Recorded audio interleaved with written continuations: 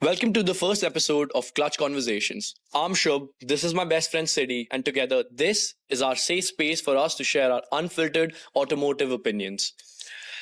6 months ago, we started BHP Supercar Rentals. It's been quite a journey, even though it's only been 6 months, but we have some insane stories to share with you. Along with that, we have a few funny topics that we'd like to share with you. So without a further ado, let's move on to our first question. My first question to you is you've owned all these supercars throughout the years. So what really made you go out and start your own rent-a-car? I think it's my love for cars that led me to open BHP Supercar Rentals. So at BHP, we have a wide variety of cars for enthusiasts. And as I am an enthusiast myself, I understand that for many people, owning their first supercar is a dream that comes very late in life because you have to put in the hard work, the sacrifices. I think in the meantime, you can always rent a car with BHP and achieve that dream at least for a day or two. Now, on to one of the most important questions in every petrol head's life. Which was the first supercar that you ever saw that made you fall in love with cars? Where did it all start? I'll probably have to think about this. I think the first supercar that I ever saw that made me fall in love with cars is probably the Ferrari 458 Speciale, and that's where the love for Ferraris began, right there. Yeah, and you've been dead wrong ever since. I think where it started for me is very obvious. It has to be a Lambo. Fitting. I was in Singapore when I saw an orange Gallardo, and I've been in love with Lambos ever since, and supercars consequently. But another memoir that comes to mind when I think about it was a white Aventador that I saw in Bombay when they released the Aventador back in 2012. So I was just 12 years old. I remember walking into the Trident Hotel in Bombay and everyone just kind of being drowned out in their own conversations. No one was really there for the car because of the price. But when they unveiled that car, since that day, my jaw has still been on the floor. I mean, it is the most beautiful, the definitive supercar, in my opinion. And the first poster supercar for a lot of guys our age. So my next question to you is what's one car that you've never driven that you really want to drive and you think will be good? Honestly, I have never driven a McLaren Senna. Enough, I have. And I feel like you should really drive that car. Yeah, see, I'll be honest about it. I really don't like that car, okay? But I've never driven it. So I feel like any opinions I say on that car are wrong because I think it just looks ugly. And when you're paying so much for a car, it should not look that ugly. But again, everyone, including you, who's driven it, always goes on and on about how great it is. Who knows? Maybe one day, if you have a McLaren Senna and you are okay to let me drive it, let me know. So my next question to you is that I'm sure the people want to know, what does BHP have in their fleet? Happy to talk about it. I think BHP right now, obviously, we're a small company.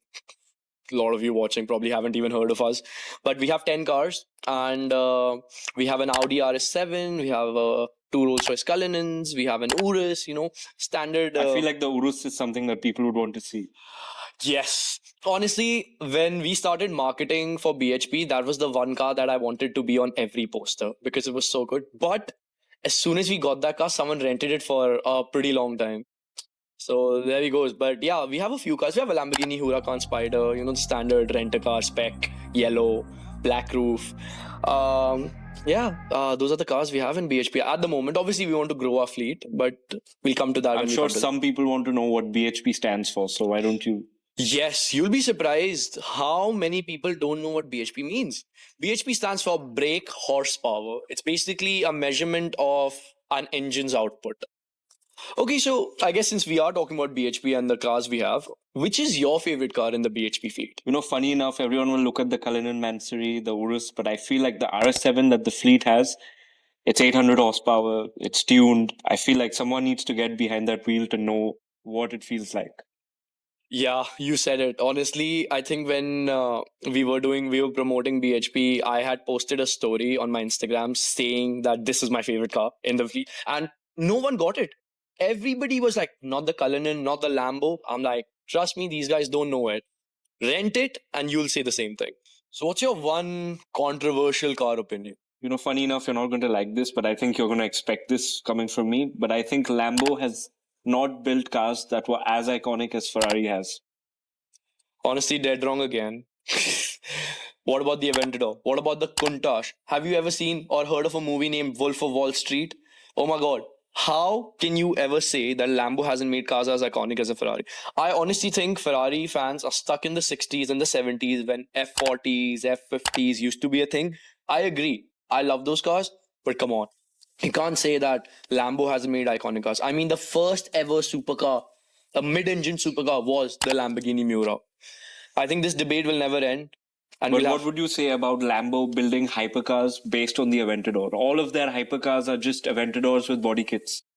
I'm not gonna entertain such stupid questions. And anyways, now I have only myself to present this podcast. City is not going to be joining us in the next one. Thanks for coming.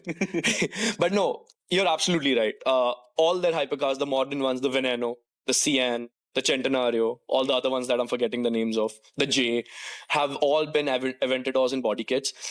To me personally, a car isn't defined. A car company or a brand isn't defined by the hypercars they make. It's how iconic their regular road cars are. For example, Toyota isn't known for the LFA. Toyota is known for the Land Cruiser.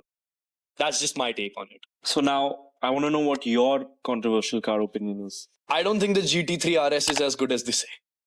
There, I said it. I'm really scared. We're probably going to get banned from YouTube for saying this. But trust me, the GT3 RS is as overrated as it gets. It costs something like $300,000, maybe more, like $400,000, as much as an Aventador SV. Okay, forget Lambo fans, but it costs as much as a Ferrari 488 Pista. It is nowhere near But as good. wouldn't you think if you compare it with an Aventador, that car is built for the track? If you compare the GT3 RS with the Aventador on the track and the performance, what do you say on that? Okay, fair enough. Okay, at least the Lambo's performance can't match it, but at $350,000, $400,000, there's a lot of cars that you can buy that will destroy a GT3 RS. You can buy a McLaren 750S. You can buy a 488 Pista. I think an F8 is faster than a GT3 RS, personally speaking. I feel like Porsche fanboys are just going to want to kill us right now. Yeah, I think they do. I mean, Porsche people, they don't care about what you and I have to say. They're just going to go ahead buying all those cars anyways.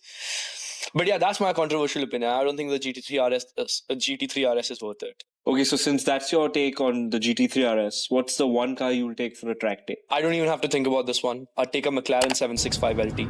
I have driven it once in my life and it had no petrol in it. We were looking for a petrol station actually, so it wasn't an adventurous, thrilling drive. But that car, man, left an experience, like a imprint on me, and I can't wait to drive that car properly. Another reason why I want to take the 765 LT to the track is because that car is just too fast for the road. I know we can say that about almost any car nowadays. Every car is so fast, but that car is a wild animal. It's fast, it's insane, it's hard to handle. I think it loses traction even on fourth gear, which is just mad for a factory standard car with warranty. On a racetrack, I think that's a widowmaker.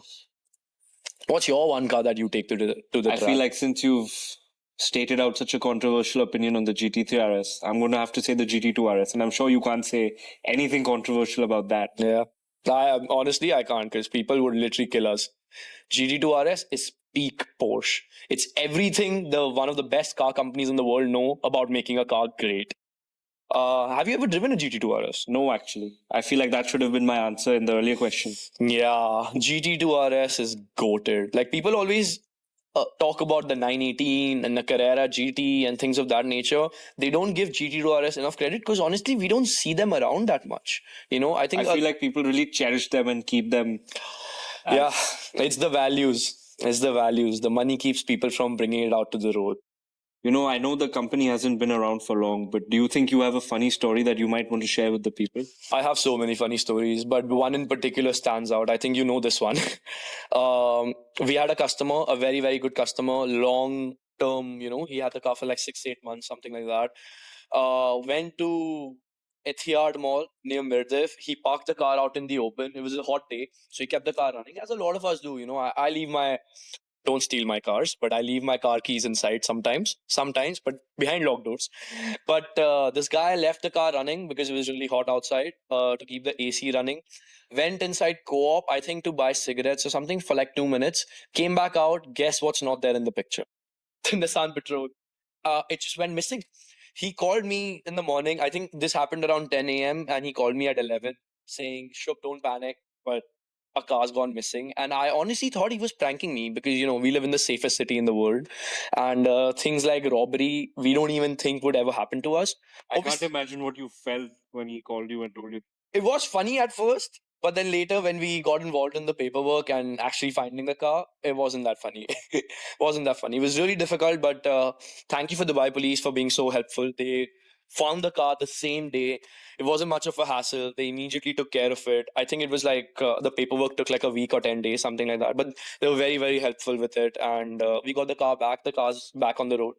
So all well that ends well, I guess, but it's just been 6 months and I've already had one car stolen. So, but hey, at BHP we have two trackers on all our cars. So if you're the one who's thinking about stealing the Lambo, we'll watch out.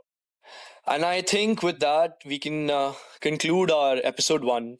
Thank you so much for joining Clutch Conversations. We really hope you enjoyed it, and join us next time if we don't get blocked on this one, or we don't get cyberbullied. Well, join us on the next episode where we talk more about our controversial opinions and crazy stories of running a business at 24 in Dubai.